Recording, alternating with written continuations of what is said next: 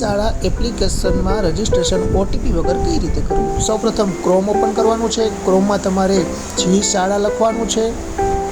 જી શાળા લખતા આ રીતે જે લખેલી આવે છે પહેલી જ લિંક જી શાળાની તે ઓપન કરવાની છે.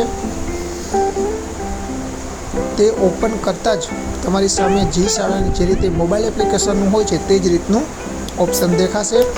તેમાં તમારે નીચે જે આપેલું છે સાઇન અપ કરો બટન, તેના ઉપર ક્લિક કરવાનું નથી કે લોગિન પણ આમાં કરવાનું નથી. તમારે ઓટીપી વગર રજિસ્ટ્રેશન કરવા માટે ઉપર જે આપેલી છે તમે જોઈ શકો છો, ઉપર જ્યાં આપણે એડ્રેસ નાખવાનું હોય, લિંક નાખવાની હોય ત્યાં આપેલું છે, તેના ઉપર ક્લિક કરશો. ઉપર આપેલું છે તમે જોઈ શકો છો ઉપર, ત્યાં તમારે ક્લિક કરવાનું છે. ત્યાં ક્લિક કરશો એટલે તમારી સામે આ પ્રકારનું દેખાશે. એમાં તમે જોઈ શકો છો શેર, કોપી અને પેન્સિલ જેવું બટન છે. પેન્સિલ જેવું બટન છે તેના ઉપર તમારે ક્લિક કરવાનું છે એટલે એડિટ ઓપ્શન, જે લિંક ઓપન છે તે એડિટ થશે. હવે ત્યાં તમારે શું લખવાનું છે?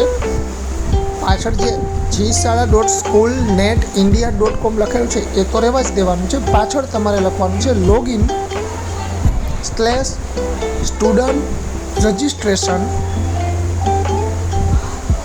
તમે જોઈ શકો છો અહીંયા જે રીતે લખેલું છે એ જ રીતના તમારે લખવાનું છે. સ્ટુડન્ટ્સ કરશો તો નહીં ખુલે, એસ લગાવવાનો નથી.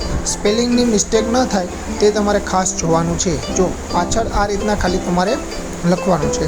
ત્યારબાદ તમારે ફરીથી એન્ટર દબાવી અને ફરીથી સાઇટ ઓપન કરવાની છે. ફરીથી સાઇટ ઓપન કરશો એટલે રજિસ્ટ્રેશન માટેના જે સ્ટેપ હોય તે તમારી સામે ઓપન થશે. તેમાં જોઈ શકો છો પહેલું છે આઈ એમ એ સ્ટુડન્ટ, હું વિદ્યાર્થી છું, બરાબર, તે એમનેમ રહેવા દેવાનું છે. નીચે જે સ્ટુડન્ટ આઈડી છે તે તમારે વિદ્યાર્થીનો સ્ટુડન્ટ આઈડી જે 18 આંકડાનો હોય છે તે તમારે અહીં દાખલ કરવાનો છે. સ્ટુડન્ટ આઈડી દાખલ કર્યા બાદ નીચે આપેલું છે વિગતો મેળવો. આ વિગતો મેળવો જે લખેલું છે તેના ઉપર તમારે ક્લિક કરવાનું છે. એના ઉપર ક્લિક કરતાં બાળકનું ફર્સ્ટ નેમ, લાસ્ટ નેમ, તેનો ક્લાસ આવી જશે. ઓલરેડી રજિસ્ટર હશે તો ઓલરેડી રજિસ્ટર્ડ આવી જશે, બરાબર છે. ફરીથી રજિસ્ટ્રેશન થશે નહીં. તમારે અન્ય વિદ્યાર્થીનો કરવાનો હોય તો કોડ બદલી નાખવાના. First name, last name, class, આટલી વસ્તુ ઓટોમેટિકલી આવી જશે. ત્યારબાદ વિદ્યાર્થીનો મોબાઈલ નંબર અથવા વાલીનો મોબાઈલ નંબર જે પણ હોય તમારી પાસે તે તમારે નાખવાનો છે. ઓટીપી નહીં આવે, ફક્ત તમારે મોબાઈલ નંબર જ એન્ટર કરવાનો રહેશે.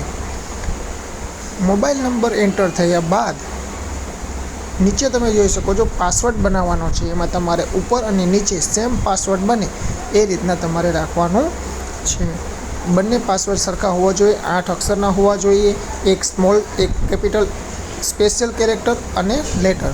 ત્યારબાદ કેપ્ચા કોડ જે આપેલો છે ઉપર એ આપવાનો છે. ખાસ ધ્યાન એ રાખવાનું છે કે આટલું કર્યા બાદ તમારે સાઇન અપ કરો એના ઉપર ક્લિક કરવાનું નથી. જો એના ઉપર ક્લિક કરશો તો તમારે ઓટીપી આવશે.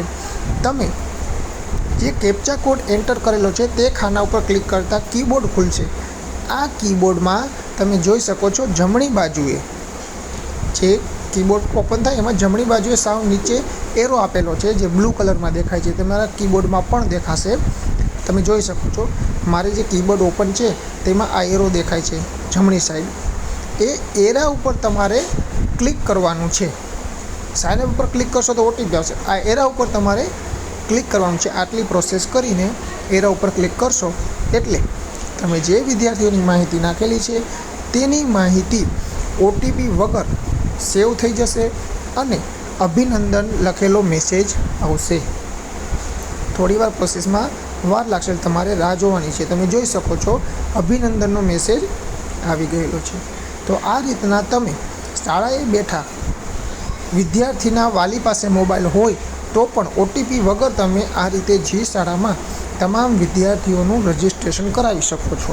ત્યારબાદ તમે વિદ્યાર્થીને યુઝર આઈડી અને પાસવર્ડ આપી અને તે ઘરે લોગિન કરે એવી તમે એને સૂચના આપી શકો છો. આભાર.